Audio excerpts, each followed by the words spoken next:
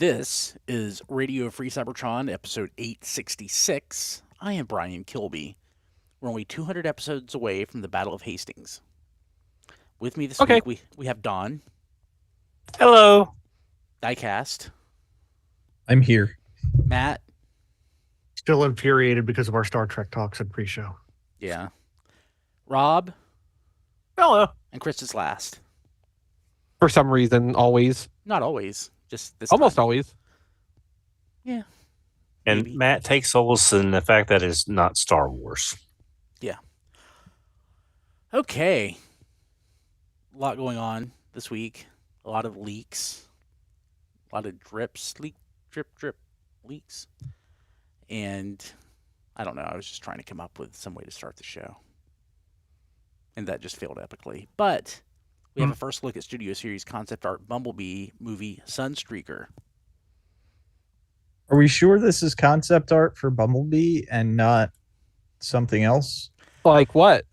Like a Rise design? No. This is definitely quote unquote concept art, whether that concept art existed before or not. So the thing is, we don't know how much concept art was come up with for the Bumblebee movie for those Cybertron battle scenes that didn't have time or budget to make it into that sequence.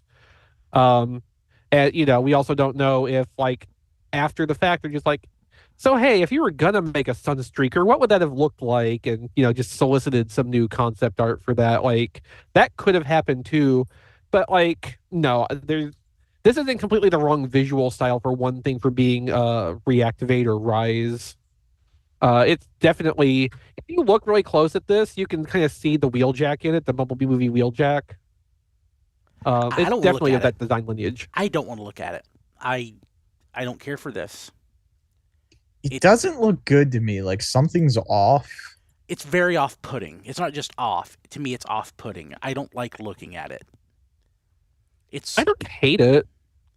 I think it needs some more color to break up the yellow. It's one great big block yellow, and I think that's I think that's where they add the hurting it, orange yeah. trim. Yeah. Even just the drastic headlights and the wheels. Maybe it's the yellow around the wheels that I really don't. I don't know. I can't put my finger on it other than say I really don't like this. It puts me ill at ease looking at it. I do not like it. What I would like to see here is that I want them to put a new head on it and redeco it and sell it as IDW Getaway. I could see that. Yeah, I could see that. I think, in a different color, I might not hate it as much, but I genuinely hate it.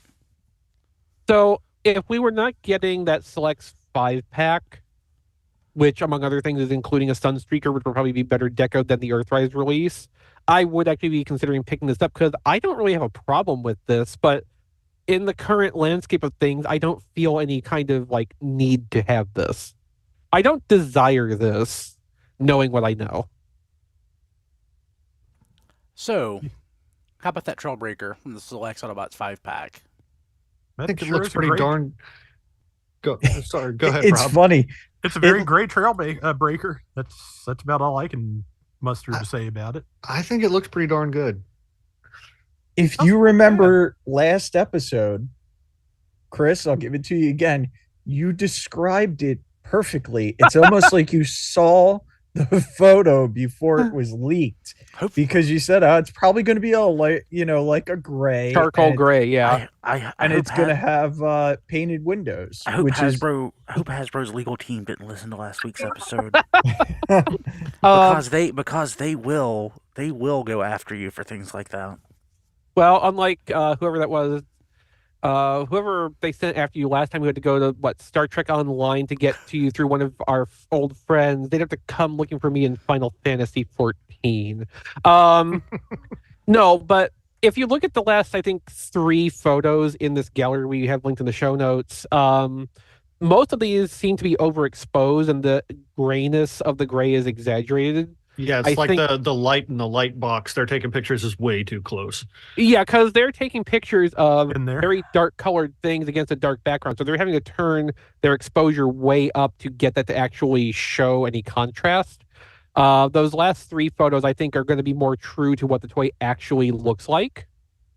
And yeah, that I really like how that looks in those last 3 pictures. The other ones where the gray is more exaggerated, like I was already thinking, okay, I'm going to dig out my Earthrise one and pop the wheels off of that and put it on this 5-pack one because the wheels looked way too gray. But like the color balance actually looks right to me on those. I think those are taken from eBay listings, those last 3. Like the whole thing looks really, really nice. And if that's an example of what the rest of the toys in that 5-pack are going to be looking like, yeah, Hound or no Hound, I would totally be into this. Now, I'm looking at it. I can't see any mold changes in the figure, so it's just a straight reuse of the mold because I don't see anything yet. Looks the same to me. Yeah, there's no evident retooling. But And it it's is nice all, that's fine. It is all an opaque plastic. Yeah, Yeah. they got rid of the Mhm. clear, the clear plastic, which is what we asked for. Which automatically makes the paint matching better. Yeah. Yep. And they also actually painted the windows on the truck cap, which the original did not have. Yes, this all has of the a lot. windows are painted blue. Yeah, this Mhm. appears to have a lot more paint, although I think when you take into account that there's not like a huge clear mass that they're having to cover over, it probably works out It's about just the more same. spread out. Yeah. Yeah. So Yeah. I can't remember, guys, because I'm old and forgetful. Do we know where this 5-pack is landing since it's not It's- buzzworthy? It's a Selects 5-pack, and on rare occasions, Select stuff has been Target exclusive, like Red Wing.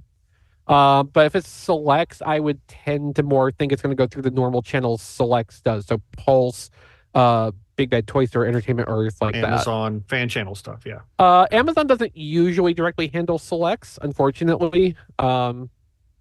Like that's like the one blank spot in Amazon's coverage. They don't usually. It's just like marketplace sellers on Amazon that will carry the Select stuff, and sometimes it's at the SRP, but a lot of time it's not, and it's just easier to get through Pulse or something. But to answer the question, no, we don't exactly know where this is coming through right now. Or when. It could still be a Target exclusive. JT if Prime we're says seeing- in the JT Oh, Prime go ahead. in the Discord saying it is a fan channel. Okay, that's good. Yeah. If we're seeing production samples like this, the toys are being made right now, so like any time in the next couple of months, probably we'll start seeing. He's saying July.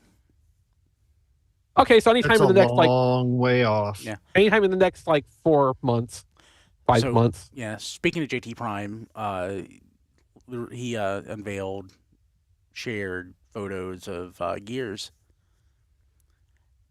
Love it. Okay. I do love it. I love Gears. Gears it holds a very special spot in my heart. I was thrown off a little bit by the the vehicle picks the first time because the tires are kind of dinky for that what that truck should be. But when you look at the robot mode, you see where they end up. There's a reason the tires are that small. Mhm. They have to fold away. Yeah. The rear wheels are basically right behind his chest plate. So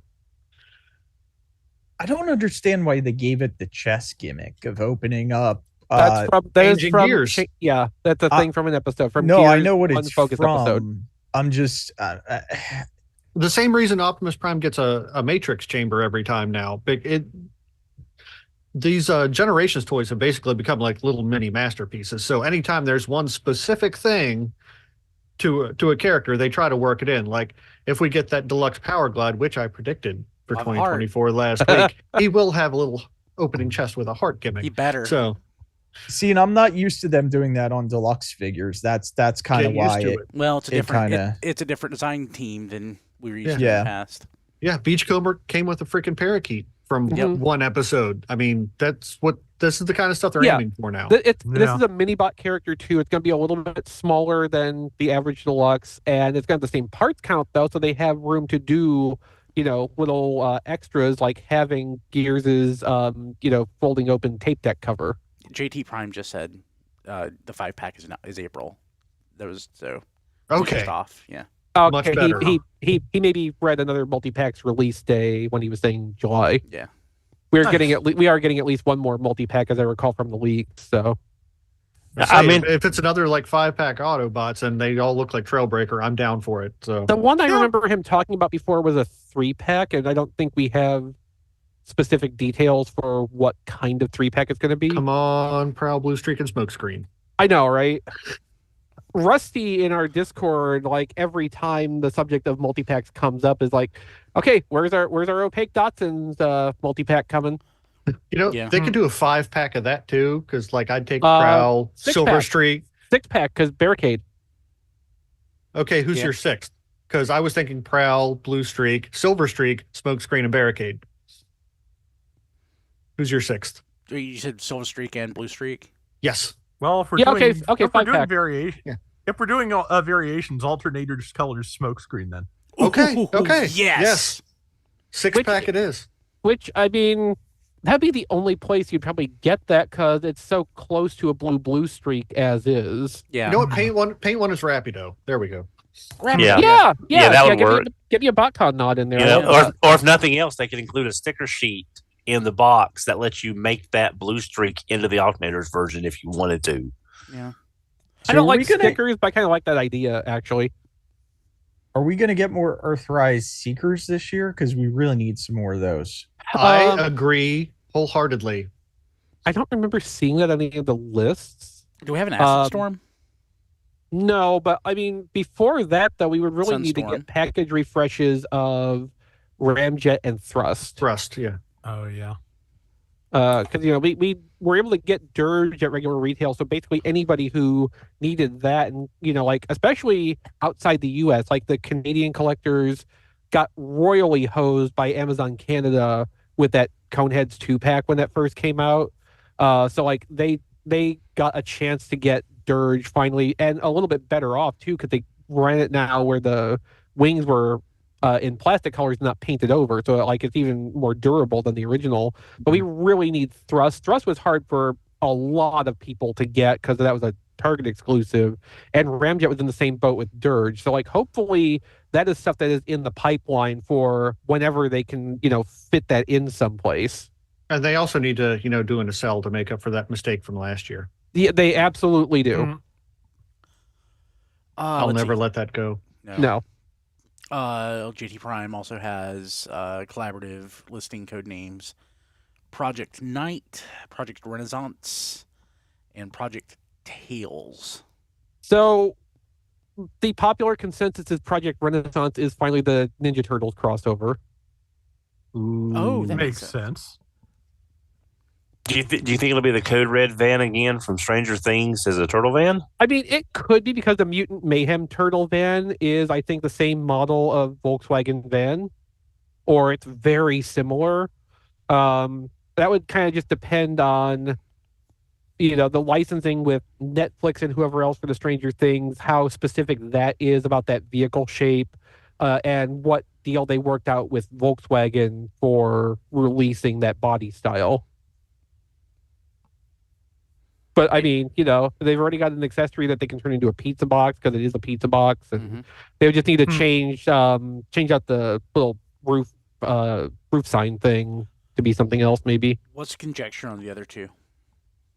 Well, Night to me says Knight Rider. I mean that's the first place my brain goes to. I would kind of love that, to be honest. What's something? Yeah, in but the I'm not- 21st century. Yeah, I was going to say, I'm not sure how relevant to today's pop culture Knight Rider is. No, Yeah. I mean they tried to reboot Knight Rider in like 2009, and that They've failed tried spectacularly. Yeah, a couple of times. Yeah, but I'm just saying that's from from the 21st century. Then that was the brief. Yeah. Well, I'm just saying that's where my brain goes. The first place it goes. What's a realistic deal that this could be? Not knocking you down. I would prefer it to be Knight Rider, but I'm certain it's going to be something I don't care about. Is there any kind of medieval, like Game of Thrones, Batman? Lord of the Rings, a Batman? it's your Yeah. Visionaries crossover, Don. Oh yeah, right. Yeah, I will. Visionaries will be released the day I'm putting the day Okay. after I'm putting the ground. Okay. Here's where I'm going to go. Project Night, Batman. Project Tales, Penguin. Done. Oh, because it's coattails. Yeah. Penguin? What? Penguin. Break? What? It Using could be the break. It could be break. Pull break out. Yeah. Yeah, I was thinking maybe they could take Tasmanian Kid and somehow make it into Tails. Maybe. No, Project Tails will be Tailspin, and it'll be the Sea Duck. Oh, now if they that brought transforms into Lugnut. There we go. Oh yeah. If you recolor, what was the name of that hunt for the Decepticon? Highbrow. The highbrow hunt for the Decepticons jet. Except that was a fighter, and the Sea-Duck is a cargo plane. But sure, Don, you go. I'm just saying. I mean, like we get Stratosphere as the tailspin one. Okay. And ATF in the chat does bring up a good point that if they're going to do a deluxe legacy Windcharger, kit, they could do a kit car out of this. Trans Ams. Yep. They could, but have they used any of the collaborative stuff for like mainline stuff yet? I don't think they have. The closest thing would be Gigawatt, which was Sideswipe Engineering, which was Sideswipe first. Yeah. So, but hey, I predicted a Windcharger, so when that comes out, we'll have the basis for kit. So again, I'm not knocking the idea of kit, just the plausibility. But if it turns out that that's the case, I would be super stoked. And then they could take Deluxe Power Glide that you also predicted and retool that to be the Sea-Duck, and there's our Project Tails. But they can't do kit; they have to do car because it was voiced by Peter Cullen. I was going to say actually, it's going instead of kit, it's going to be a car. It's going to be throwing us for a loop. It's a 2-pack. Oh, it's a 2-pack, just like the that Windcharger 2-pack that we got like 10 like years the ago. Jurassic Park ones. Yeah. Okay. Perfect. We've got it figured out. All figured out. And other Transformers 1 toy listings? Yeah, so this doesn't have, basically what this is it's giving us, a bunch of product categories and types. So in this, we're going to be getting for the Transformers 1 mainline, we're getting that they have not really learned, they haven't learned to, cut down the size of a toy line yet. God, good Lord. So we have Prime Changers, Mega Changers, the return of 2-in-1 masks. So we're having more transforming face masks, everybody's favorite. Yes. Cybertron launchers, robot battlers, power flip, cog 1-steps, battling figures, something called a platoon high commander, and I don't know if platoon high commander sounds like Starscream to me. Yeah, I was going to say, I don't know if this is a product type and a code name all in one, or if it's a specific large product type or what, but Platoon High Commander is one thing on the list. There's Ultimate Energon, Energon Reveal, Power Glow, Racing Bot Shot 2-pack, which I Interesting. I fear it will not be bot shots as we remember them. Oh. But Yeah. They're such a simple thing to make, though. It very well could be. Race and Blast, Racing Warriors, and Race Changers. No Race Evolution, as far as I have seen so far. There was a Punisher story about the Race Changers years ago. Oh dear. I'm sorry. So basically, I can just plan to not look for any generation stuff on actual store shelves this year because they won't have room for it. Oh, I don't see how that has changed. How that will have changed anything for you since 2022. I had hopes, once they get rid of the Rise of the Beast stuff, but no. Matt, why would you have hopes? You raise an excellent point. I just set myself up for failure there, didn't I? What are those dumb-looking stuffed animals that Walmart had in those boxes that they're clearancing out now? They took up a lot of shelf space too. And they still will because nobody's buying them at $3 any more than they were at $15. I know. I wouldn't even buy it for $3. In my mind, Transformers 1, in my mind, isn't much bigger than Predacons Rising. But it really is. It's like a theatrical movie with an overly expensive voice cast. So of course they're going to do a ton for this. If anything, Transformers 1 to me in my mind feels like it would be a smaller thing than Rise of the Beast, and I can't articulate why it feels that way to me, but that's just been the natural feeling I've had the whole time. Yeah, that's what I'm saying. I agree. Yeah, that's what I'm saying. It's like the 2013 Predacons Rising movie. It's But it's not because it's a theatrical movie with an expensive voice cast. So it's going to be a big deal for Hasbro. It just doesn't feel like a big deal to me because it's not. They're going to treat it like a big deal. Whether it actually is a big deal for Hasbro or not is another matter in time. I think. I think if it were to fail terribly, it would be a very big deal for Hasbro too. Oh so yes. We'll see. Yeah. No, I think Matt's on the right track here. I'm I'm projecting forward, and that's why I'm looking at this being a little small thing, smaller than Rise of the Beast, because I'm just expecting it to be a flop when it goes to the box office. There's also just the fact that it's another before the war story. It's God, I hate that those. we've had so many of those, and it's just this is the first one to get to the like Transformers theatrical movie scale. The first one to basically escape our orbit. So you know that's going to be a big deal for other people, probably not us. I think though, in terms of just the best takeaway I have from any of this is that Ross is going to be eating good this Christmas season again. Oh yeah, no, I mean this will be great for Elf on a Shelf Warmer.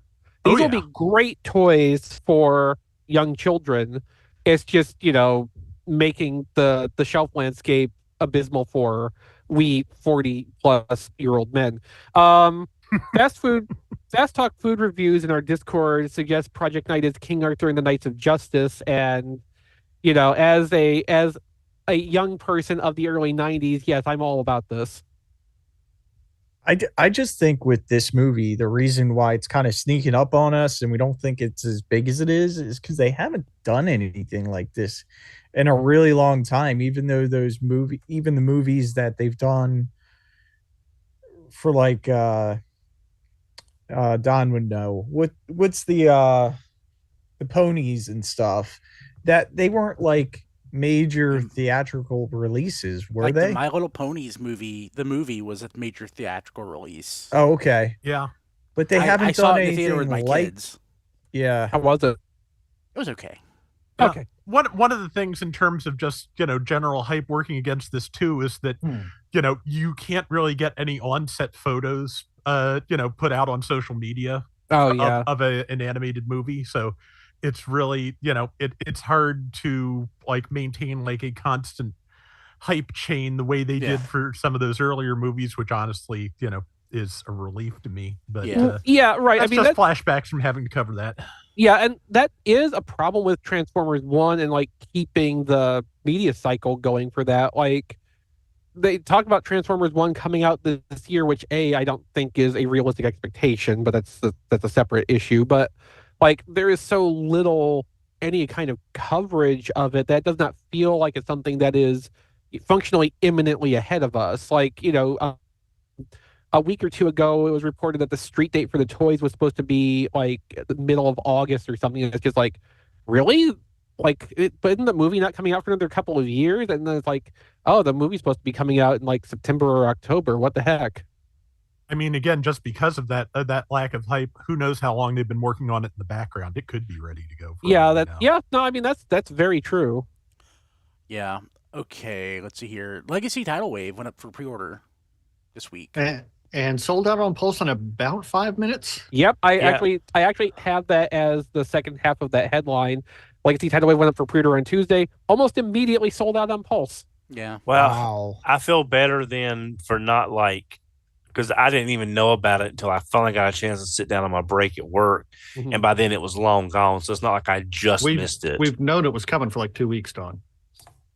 We knew it was coming up for pre-order? We knew there was a Transformers Tuesday.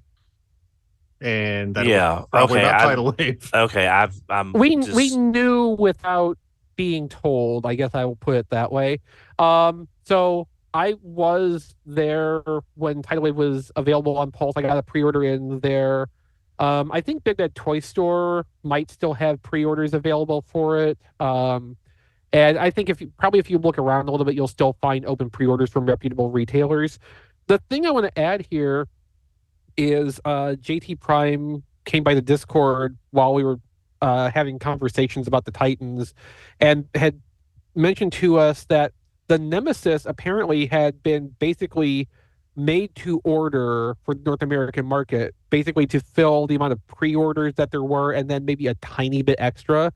And that's why there was never any kind of noteworthy price drops on Nemesis from the time it came out to like now. It's basically not even available on Amazon.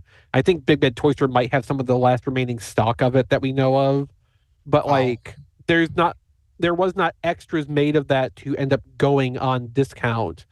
So like the Nemesis has basically run its course, if you'll pardon the unintentional pun.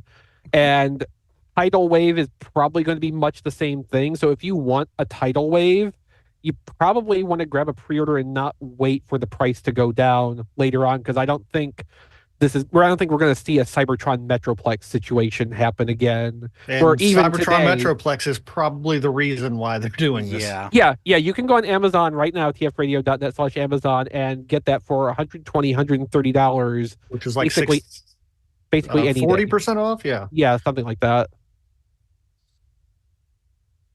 Which I was never going to wait for a sale on Tidal Wave, because this is something I've been asking for years. So that was like, I was waiting for that page to go active. Yeah. I did. I just during the show did it on Amazon because I do want Tidal Wave. I was going to wait for it to hit clearance. And it looks so good. It really does. It does. I still hate that they had to invent a base mode to let it perfect transform into something instead of being able to do that with the Super Battleship like the original toy. But, as I said when we talked about this during the initial reveal, like, that's the one problem I really have with this. I am 95% happy with this toy, and like, that's well and truly enough for me. On the box, there's that Galvatron repaint of Megatron. There sure is. Yeah. First look. Yeah. So now that mold can disappoint people twice as much in two different colors. So as much as I love Armada Megatron, it's like top 5 favorite toys for me. I don't know why, but Armada Galvatron, which I was playing with yesterday, doesn't do anything for me. I just think it's the combinations of the features on Megatron and the colors that I love. I was going to say, isn't it just the same toy? It's the same toy, but the colors are not as good as Megatron. Well, no, because Galvatron is purple, which makes it superior. But that Megatron is green and not like silver. It's different. And I always thought Armada Galvatron's colors seemed weird until I recently realized that it is more based on Beast Wars' second Galvatron than G1 Galvatron. Oh yeah, totally. So I'm totally looking at Galvatron right now. Beast Wars second Galvatron, and you were exactly right. It is absolutely more based on that, but which is interesting, but like, it doesn't do anything for me in another application. Exactly. Okay, so here's the question then, Brian. Does that mean that if you get a leader class Beast Wars Galvatron to go with your Tidal Wave, you'll be less disappointed in it because you're less attached to that color scheme? So Beast Wars second Galvatron?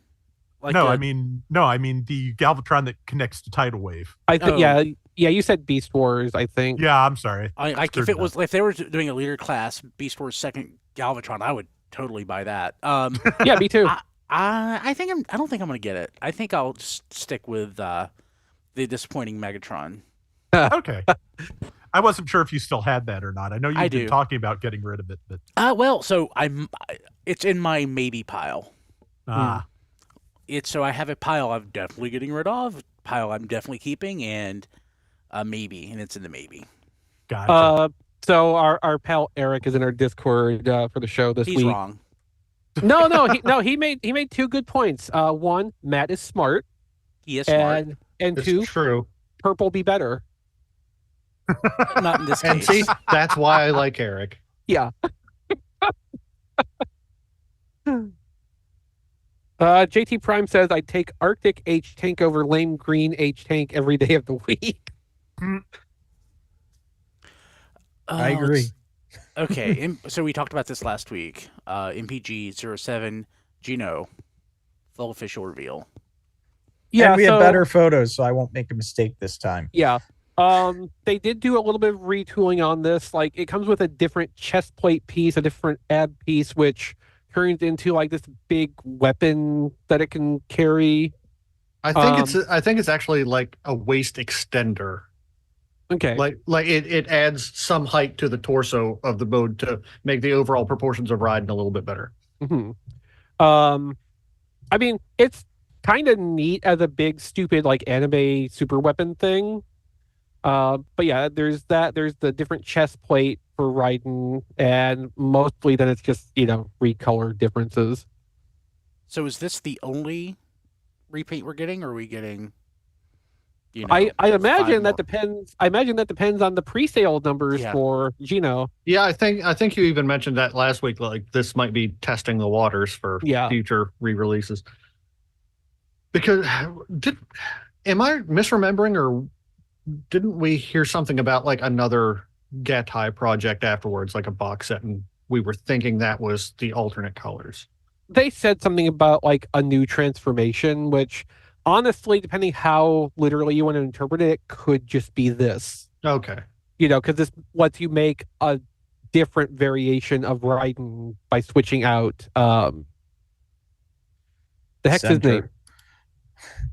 I know what you mean. Shoki, yeah, thank you. And just to be pedantic, I took a look at the Dengeki hobby page, and the name is actually Gino. Gino, okay. Okay, yeah, cool. That makes sense. Dr. Yellow. Dr. Yes. Yellow, yeah. Mark on his Instagram has a behind-the-scenes look at Cybertron Wheeljack. Yeah, Origins Wheeljack. Yeah, Origins. So, I mean, it's kind of neat that they made the blast shield like multiple parts, and you can unfold it to make a section of roadway, albeit a really skinny one. And I didn't realize this at first either. The little blasters on the front of the vehicle mode are modeled after the Dominator discs from the Ultimate Doom. Huh. Oh, okay, yeah. Yeah. Oh, look, he has places to clip those rods that Bumblebee comes with that we all lost by now. I actually found mine today. They're in Rodimus Prime's trailer. That's know a good where place mine for are, them. more or less. That's what the little drawer is for. I love the storage compartments on Rodimus Prime's trailer so stupidly much. Like, that is just, it's the most ridiculous little thing to engineer in, but I just appreciate that so greatly, because Rodimus Prime came with a bunch of loose pieces too, and being able to actually fit all of that somewhere securely, like, that was a blessing on that toy. Mm-hmm. That was a really good Commander class toy. I don't care what anybody says. So when can we expect Wheeljack? Whenever Target feels like selling it. Okay, so they're going to go to Ross. Got it. Eventually, probably, yeah. Or go to Target and immediately on clearance. Hey, whatever works, man. Yeah. I mean, I don't know. I feel like I could pay full price for this. It's doing a lot of things. Yeah. It's kind of neat. I like that they made it that you can cram Bumblebee in the back. Like the level of interactivity with Bumblebee overall, like even including a way to store the conductor rods, like that's really good, like synergistic planning of these toys. I appreciate that. Yeah, I absolutely need one of you guys to pick this up for me. Okay. Too bad the Bumblebee was like 2 years ago, so if you want it now, good luck. Was it only 2? It was at least 2. Definitely. Didn't Ollie's get it? Isn't it still there? Did Ollie's get it? I don't think so. I They never got saw- Silver. I never They saw got it some mine. buzzworthy stuff. I know Yeah, they they got Silver Silver Streak. Silver Streak by the bushel, and they might have got some tow lines also. I think mine had a couple of Origins Jazz, but it was only a couple. Okay. I still need that. But also, I think the deal was Origins Bumblebee mostly just clearanced out pretty low at Target. That was, it did. I think that was that's true. like one of the first buzzworthy things it did. I got several of them when I saw a stack for like $6 or $7 each. That was a good move. Yeah. Yeah, I think a couple of those made it to Toys for Tots for me. Okay, so we have early photos of MP-58 Hoist, which is coming out March or in February. Sometime soon. These are from, as far as I can gather, these are from legitimate release in China. Huh. Yeah, I was checking my Amazon Japan pre-orders a couple days ago. Like, I had a couple coming up pretty soon. This was on it. I don't know. I mean, I guess it looks okay. I think like I said, I'm pretty much done with Masterpiece for the most part. Okay, so I don't want this. I don't want any modern Masterpiece, basically, because of what they've turned into and everything. But, like, I really appreciate how far they took the retooling from Trailbreaker, because, like, they retooled it enough where it's not even the same height as Trailbreaker. They've made it shorter, but they haven't changed, like, any of the dimensions of the vehicle mode. Apparently, some of the retooling they've made it so the like modified arms fit inside the robot legs to actually have everything fit underneath the body of the truck. Like they did a heck of a lot for this, and I really appreciate the like re-engineering that went into making Hoist be really uniquely different from the toy that it came from. Like that's some It's really interesting. good work. Yeah. Well, I think they made Hoist first because it looks so much better than Trailbreaker. Yeah, I mean, I think most of us said there was too much Hoist in that Trailbreaker for us to really, I don't know, fall in love with it. And but yeah, this Hoist looks a lot better. I've got a really good Hoist with the X Transbots version, but I'm hoping they do a Diaclone version of this so I can at least pick up the Hoist mold down the road. I think there's at least 2 different colorways they can do a Diaclone. Yeah, and should be, yeah. Didn't they? Wasn't there like a leak or pre-order? Yeah, with the quote unquote toy version MP-44, they showed a redo. Was it Trailbreaker or was it Hoist in one of the Diaclone colors? We already know we're getting yellow Trailbreaker. Okay, that's probably what I'm thinking of then. Yeah, so I mean, if they're doing that, they'll definitely do a Diaclone off of one that they'll do one of the Diaclone tow trucks. Probably the red one. That seems to be a popular choice. Well, yeah, and especially since they have a Masterpiece Burnout to go with it, and those characters have become associated thanks to BotCon, basically. Like, yeah, that strikes me as the most likely thing. Although I think there was also a blue tow truck, which could be really pretty. There was. Like, that could be fun, too, especially if somebody on the Masterpiece team wants to, invent a new Transformers character, basically, again. They could also do the blue Trailbreaker and give it an actual name this time. Yes, I mean, I'd be up for that because then I'd have something to actually call my Select's blue Trailbreaker instead of a model number. Yeah. Yeah. Okay, let's jump to what we got this week. Transformers. Donald. Did you get anything this week? Yeah, I've got I ordered them on the show last week. I got the Retro Blaster and Soundwave. Came in with no packing material, just stuck in a box. And Soundwave's little edge around the window got all beat up, but the figure looks fine. I picked up Studio Series Scrap Heap, and that's it. That's it? Okay. Cool. Matt. Yes. So today I went out and picked up myself a second Toxitron Collection Cloudcover because nice. I have Cloudcover with my Seekers back there, and my G2 Toxitron Collection is over here. So now I have one for each display. Which makes perfect sense. Yes, to me anyway. It's a really pretty toy, too. Yeah, it is. And I mean, mostly because I was looking for something. I had $10 left on the gift card. I was looking for something, and these things are everywhere on the shelf. So I was kind of doing everybody a favor by buying another one. And also today, I got my Christmas present from my sister who now lives across the country, which is another Lego Optimus Prime. Oh, nice. With the lighting kit upgrade for it. Oh, cool. Ooh. So I haven't seen this yet, so I'm not sure what actually all will light up, but yeah. Very excited about that. And that's it, Transformers-wise. Diecast. So thanks to Brian, I got a little Lego Boba Fett spaceship. That doesn't look like a Transformer. I know it's not, but it's... Oh, that's right. That's right. We made the rule last week that gifts are on topic. I'm sorry. Yeah, it was off the wish list, and I really appreciate that. Ever since Lego started those little mini chip figures, I've got almost every single one. I thought I'd ordered one of those Lego cars, like the racing cars from... I thought that's what I was ordering. Okay. At least I think it was from you. I ordered you a Lego set that I don't think arrived. That must be it. But I thought it was one of the racing cars that they had a few years back. Okay. I also got very disappointing Core Class Bumblebee concept art Rumble, which is very tiny. And someone pointed out, well, it's got to go in Soundwave's chest. I don't remember if Bumblebee's Soundwave's chest opened or not, and I can't find mine.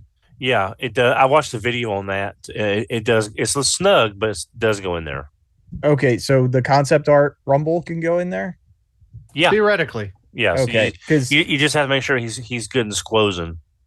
Yeah, he's tiny, and I know the price point dropped on these guys to $10 for the core class.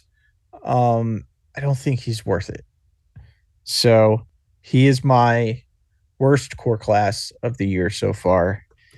And then Mohawk is still number one. And then the other thing I got years ago, MMC came out with the minor Megatron and their version of Megatron. And you got both parts and you had to interchange the parts. Mm-hmm. Well, what I got today was just the body, no head, none of the extra parts. So I could take the extra parts from the other one and basically build a second figure, which is smart. They should have did it when they originally released it, but they did it now, and I really appreciate that they went back and like, oh yeah, here's the body with no parts on it, and you can just build your own, Megatron that you don't already have assembled. So I built minor Megatron. Nice. I love that. I love it. And the body itself was only like $65, so it wasn't super expensive, to build basically another toy, because I already had the parts for it. Yeah, when that first came out, that was only like 130, 150, something like that, I think. Yeah. I also got Huntsman. Oh. Which is the awesome colored Fans Hobby Stalker, yeah. Yeah, Fans Hobby Stalker. Yeah, from their double dealer mold, they just took out the bird parts. Which it's very G2. No, it's very Euro G1. Euro G1. Whatever. I mean, G1.5. I like the colors, and I did, pay a late tax on it. But yeah, because he sold out at the show, I believe, and very quickly when Chosen Prime put up their quantity of it a week or two later. Yeah, I didn't even get a chance to even see it in stock anywhere.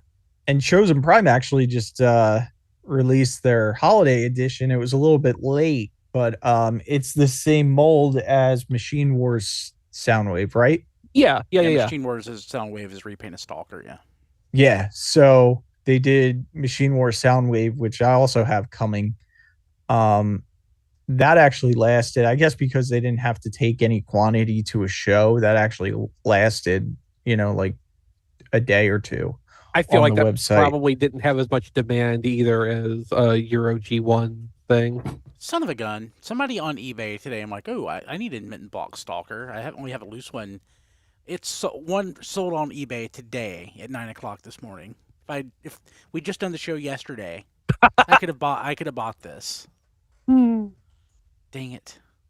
And then the third thing I got, I'm not even counting. I got some stickers from YOLO Park, and with it I got their G1 Megatron, and he's not out of the box. It's the same thing. You have to put it together. They advertised my name on the packaging, which I love when they do that. It's very special. Don, do I have to show you? Or was this from the crowdfunding? This is the crowdfunding one, yes. Yeah, okay. So they also sent in the kit, they sent a bag, they sent a $10 coupon. It's got a ton of accessories. It's got a pin in there, like a really nice Megatron pin. So it's, I'm super happy with it for what I got. And I am going to be doing a video of it. That's why I haven't put it together yet, or I would have just quickly assembled it today. But I want to save that for the video review, tfradio.net/reviews. And that is all I think Transformer-wise. I also got that reissues Sound Blaster because the gray looks so much better. And what I kind of see in my head as Sound Blaster looked like when I was a kid. Just Blaster. Sound Blaster is new Soundwave. Blaster. Yeah. I was confused as heck for a second. Yeah. As it gets longer in the day, the words just longer in the years. Yeah. I know the feeling. But yeah, I think that's it for this week. Rob? Just got one thing. Currently on Humble Bundle, there is a bundle for Outright Games that did Transformers Battlegrounds. That is in the $5 tier. So that's up till the 23rd if anybody wants it. I don't know anything about it except that it's a turn-based strategy game, and if I ever install it, I will give more details. But there's also, for anybody who wants to know, a Star Trek Prodigy game in that bundle. So it's up till the 23rd. Cool. Okay, Chris? Well, I got 7 inches of snow, which meant no one's gone out, nothing's come in, so that's what I got this week. Okay. So I got the just like Diecast and Don, I got the retro reissue 40th anniversary blaster. Really love the colors on it. It actually looks a lot better. The Steeljaw, his weapons, it's weird to me that they're painted over in gold. It's like it may just be molded that color. I guess it is just molded. It's ugly. Like, it's just like, I'm just used to the, of course these being chromed out, and it's not ugly in an unappealing way. I don't know, there's something weird about it, but I really like it. Though I really, really, really like Ravage and Laserbeak. I think Laserbeak especially pops as far as the cassettes go. But I mean, like, I have several versions of Soundwave, G1 Soundwave. And what they've done with the paint apps on this, it really stands out and makes it look like a different figure. I mean, it like, qualitatively, it's a step up from G1 Soundwave. Like, how's the plastic on it? Because that's the problem I've had with like some of the more recent reissues. Is it seemed like really like cheap plastic. So like when you compare something like the Constructicons, the plastic on those, I mean, they're smaller toys, they're thinner. There are, like, thinking of Scrapper, they're just plastic that's maybe just a couple of millimeters thick. And yeah, like in that case, those the plastic, might stand out. This, it feels fine. It like, comparing it to like a G1 Soundwave, like, I don't know chemically what's happened to that plastic over the years. Like, it might be higher quality or in its original form, but like, it doesn't feel any better than this. Of course, I'm not holding a G1 Soundwave as I'm holding this. In my mind, it feels lighter than the vintage toy. That may just be in my head. I should throw them both on a scale and see what they say. But in my hands, it does feel lighter than the original toy. That could literally just be like me going crazy. That's what I got this week. Okay. Ham sandwiches are exclusive to patrons at patreon.com/tfradio. Matt, did you get any ham sandwiches this week? I did get one. So I got the McFarlane Superpowers Batman in the black suit. Oh, nice.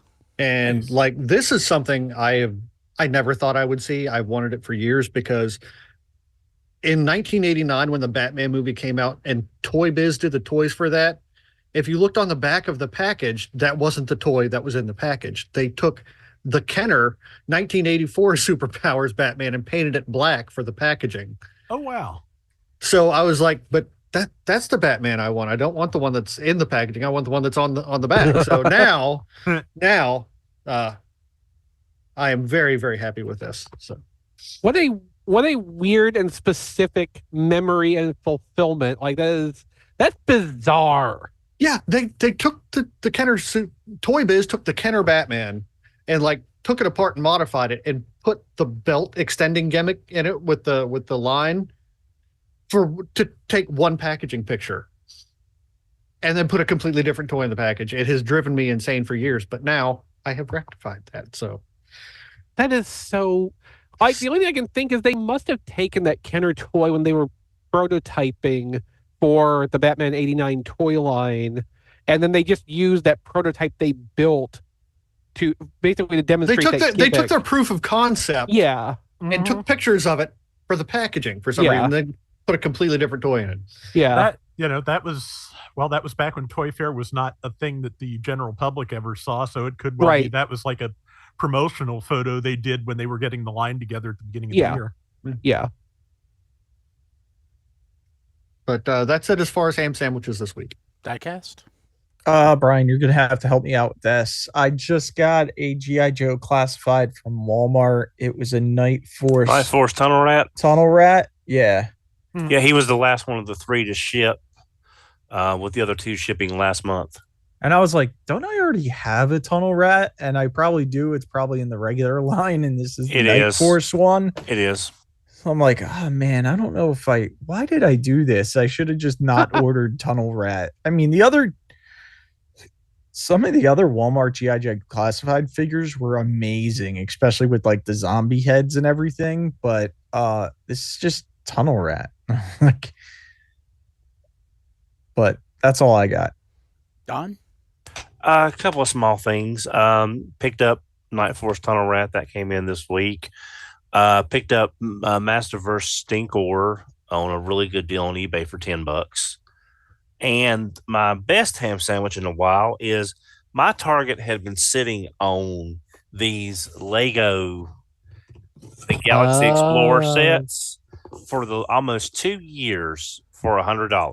Mm-hmm. I went in a few weeks ago. Half of them were gone. They had been marked down to $65. I thought, well, I'll wait and see if they mark them down again. And I went in the other day. They had one left, and I thought, well, if I want to get one, I'm going to get one. So I went up to the register, $35. Nice. Heck yeah. I had a sealed one I would have given you if I'd have known. I just donated it. Yeah. Whoops. So, so that was a nice surprise. I don't do much with Lego because that's a rabbit hole that I do not want to get involved with.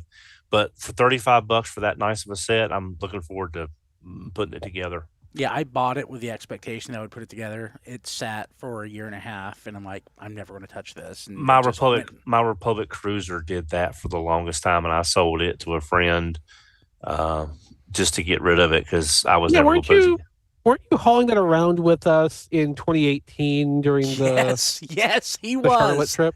He was. I remember that. But no, that's the awesome. same reason. That's the same reason that I never let myself buy the Batman '66 Lego Batmobile. Because like awesome. that thing takes like an hour tops to put together. That's... No, but it's not a door in my brain that I need to open.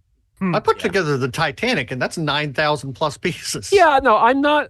My argument is not against putting the stuff together. My argument is against allowing myself to start thinking, I could buy a Lego set here and there. What's the harm? That's how it starts. There is no harm, Chris. Yeah. There's no harm at all. Rob, Financial harm, moral harm. any ham sandwiches, Rob? Just one thing. Also, before I start, I want to nominate for this week's episode title, Don, I'm very tired. Please tell me what toys I bought this week. But beyond that, I got one thing. Shoto Double Cross Volume 6 just came out in Japan. That only had a couple of things I wanted in it. Kamen Rider Decade and Kamen Rider Zangetsu. And just by sheer luck, those were the duplicates that Blade Raider got in his box of Shoto XX6. So was nice enough to sell me those at a very reasonable price. So that's what I got. And thank you again, Blade. I really appreciate it. Very nice. Blade Raiders are good people. Oh, yeah. It sure is. Cool. Chris? I got 7 inches of snow. So nobody went out. Nothing came in. Yeah. So I got a couple of the G.I. Joe, the Ghostbusters Fright Features toys. But I one thing I'm getting right now is FOMO. So I'm looking on eBay. And I'm seeing a boxed G1 Euro Overlord. And it's substantially more than I sold mine for. And I'm questioning whether or not this is the one that I sold like 15 years ago. Really? Yeah. Oh, how did your auction from last week end up? Oh, yeah. Somebody outbid me at the last minute. Oh, good. Yeah. They saved you. They saved Drink me. canceled. Drink canceled. Okay. Do a spit take. Yeah. Again, ham sandwiches are exclusive to patrons at patreon.com/TFradio. I will say, not ready to announce what it is yet, but we are going to have a change to our Patreon that we will announce next week. I think that'll be pretty fun, though. It's a good change. But I will say all the normal things. Patrons get an ad-free version of the show, day early, higher bit rate, et cetera, et cetera. Patrons with the touch tier get to be mentioned at tfradio.net/credits. Get show Patreon exclusive shows a week early.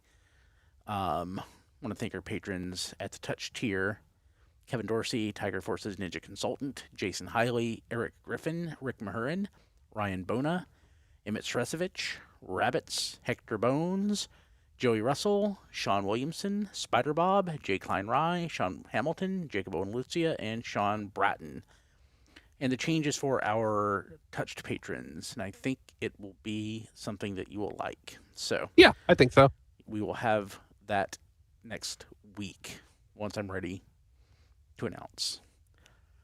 You can find all of our stuff at tfradio.net. Like 25 years worth. We are the world's oldest toy and action figure podcast. We have too many podcasts in our archive. There's just a ton. So if you want to go back and get our thoughts on toys from the 1990s, you can do that. I don't know why you would, but you can. Chris, who's about to turn 40, you can hear him give his thoughts as like a 15-year-old. Yeah. On the show. Yeah. Mostly a 16-year-old, but I did start when I was 15, and here I am. I turned 40 on Friday, and ow, my life. Yep. Speaking of which, though, if you would like to send something my way for my birthday, I have an Amazon wish list at tfradio.net/chrislist. Otherwise, you can find me on social media on Blue Sky at ChrisRTXV.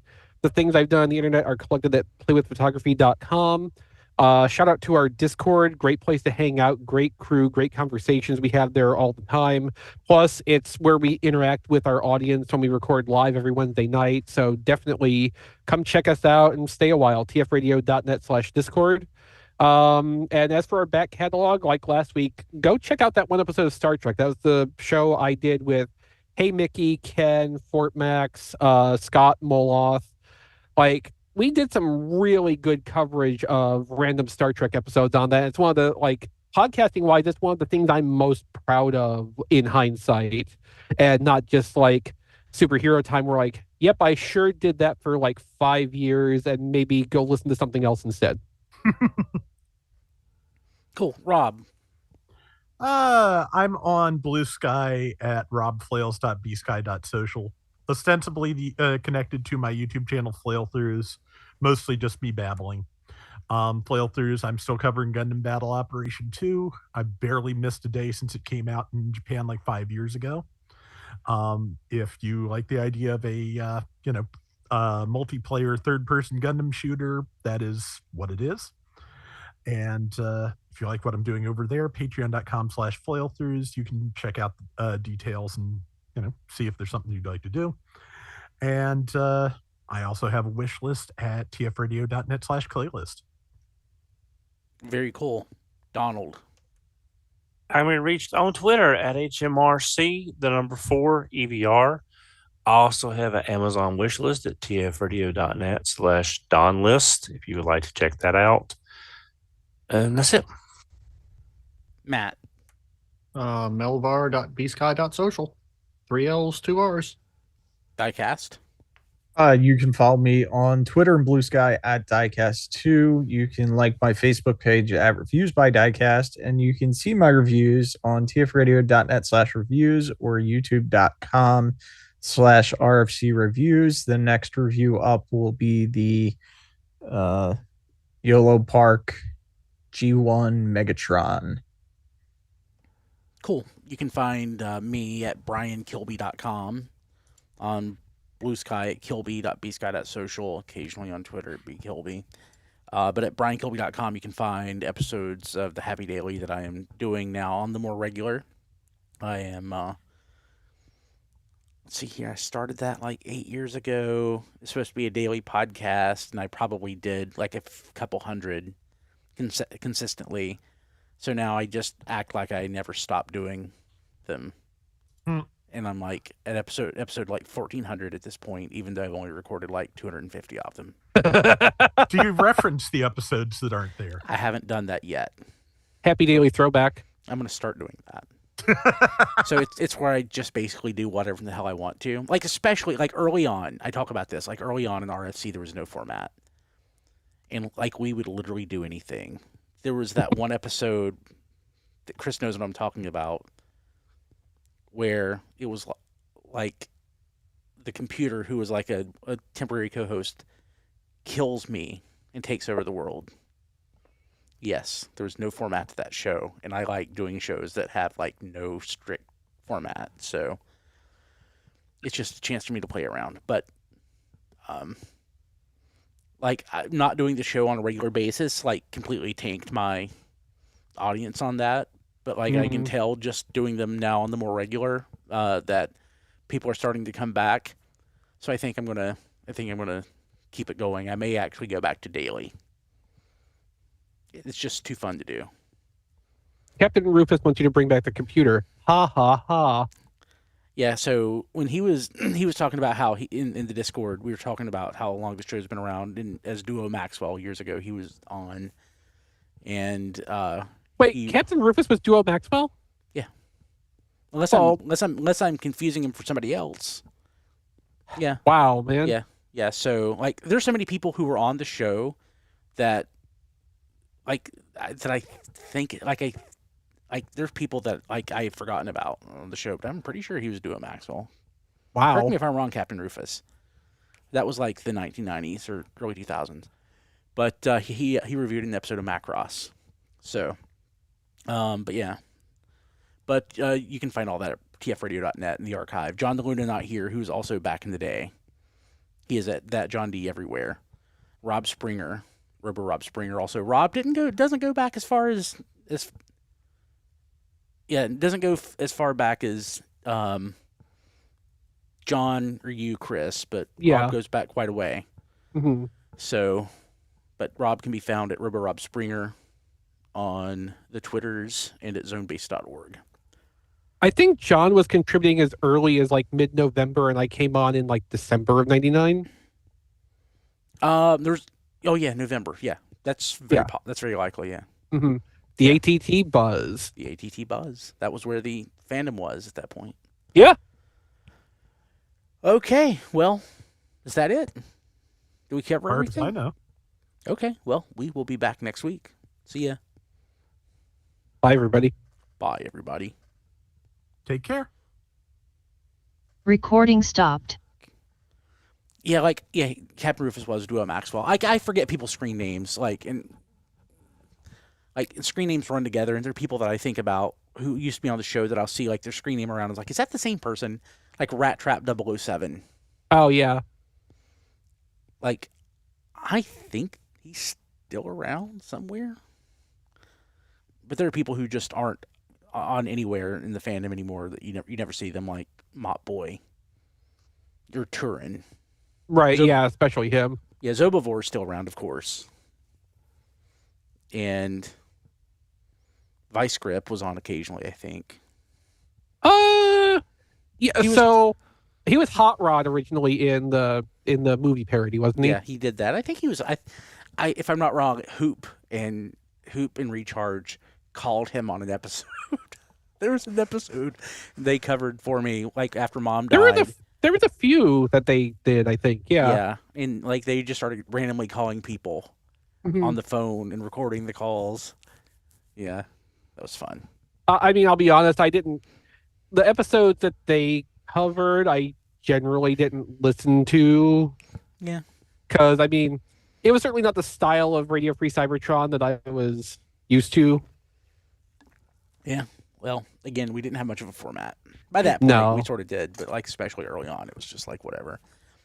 So the thing I've been doing on the Happy Daily lately, and I think I may have mentioned this before, is I found a new AI cloning application, voice cloning application. Oh, this is what you were talking about last week? Yeah.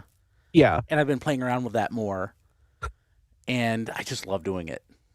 Can we clone Don then? It's got your speech patterns down, but it doesn't sound like your voice. No.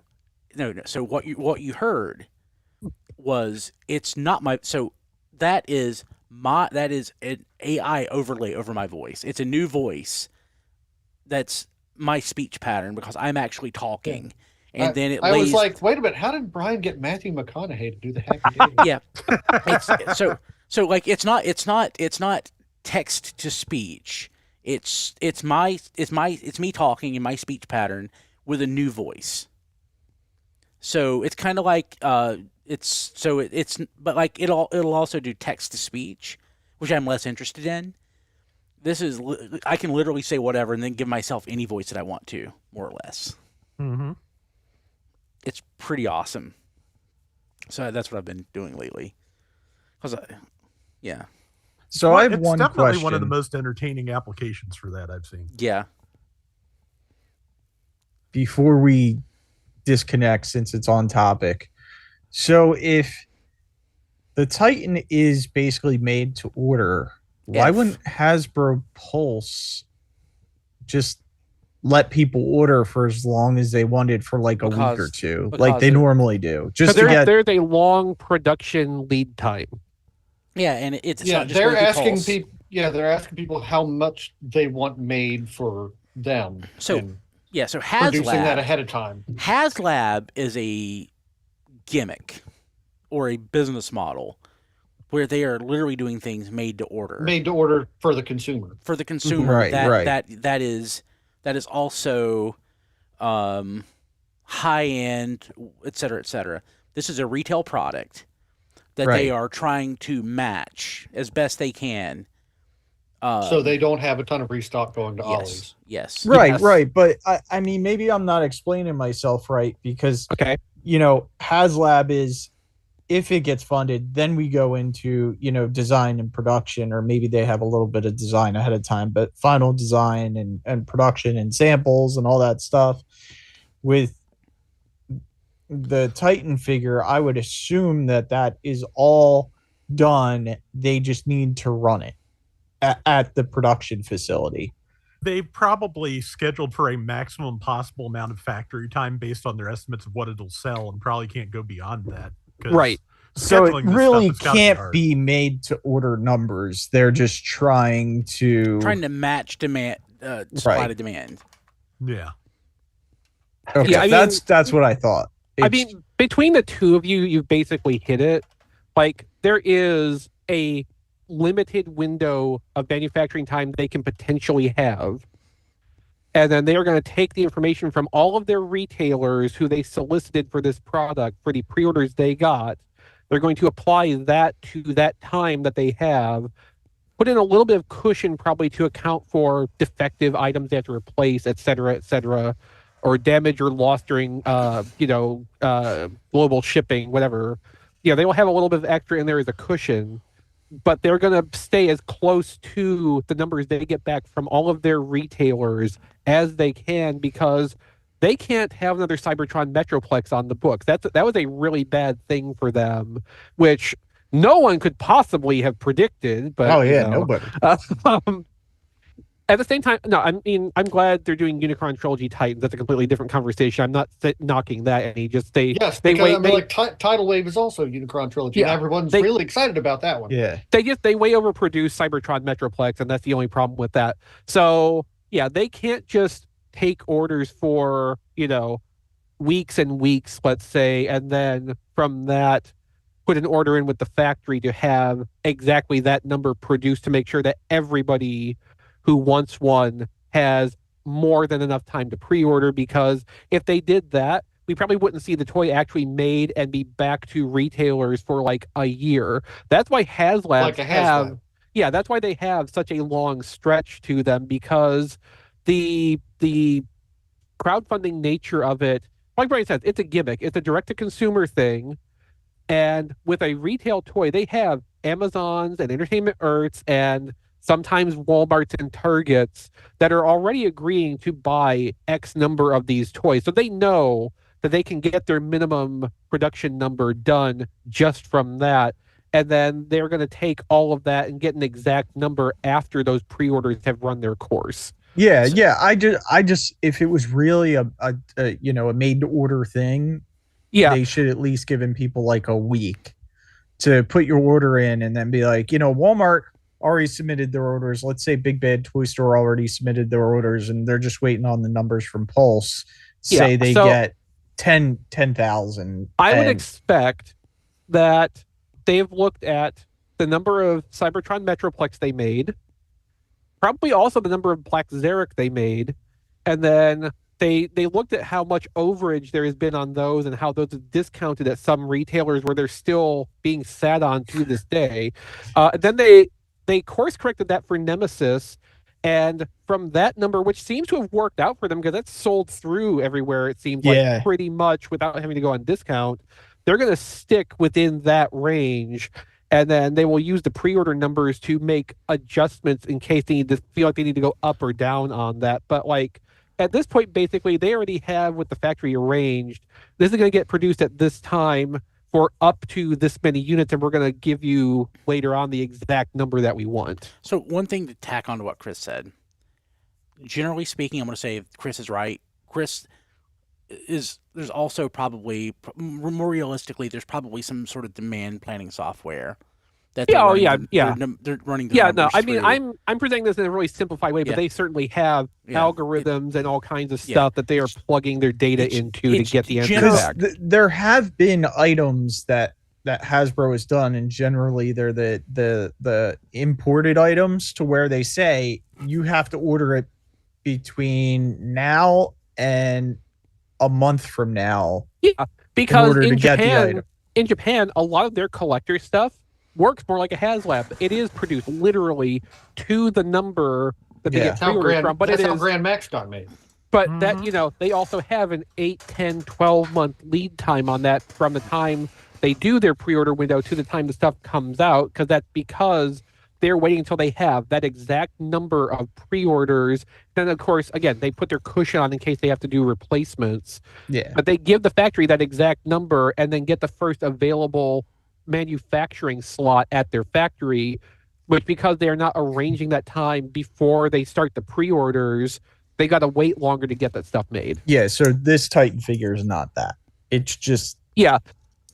Made to order is a simplification of it, but they're holding number close to what the pre-orders are going to run, and they're using that and the numbers of their sales for the last couple of Titans to dial into where they're looking for. There's not going to be an excess of these, just like there wasn't an excess of Nemesis, which makes sense down later. Unless Tidal Wave sells really badly, which I can't imagine being the case, because everybody has been clamoring for Tidal Wave for 5 or more years. I think we'll absolutely get a second Tidal Wave release, in another color. Spencer Wild went digging through the source code on Pulse, and somewhere in there is data showing the numbers they had allocated. And apparently Pulse had a little under 1,400 Tidal Waves allocated when it was activated yesterday. And they sold in 5 minutes. Why would that be exposed where somebody could see it? I have no idea. I couldn't see it, so... Well, I mean, that feels like that should be something that is not client side, that it's server side. Yeah, you would think that would be on the back end, but yeah, okay. We also know Hasbro Pulse to not be the best built and designed web store that ever has been. So yeah. Cool. Okay, people watching live, I'm going to kill the stream. Good night, everybody. Hope you enjoyed the that was good. Sure, guys. Bye, people in live stream. And if you want to fix your nemesis, just put a rubber band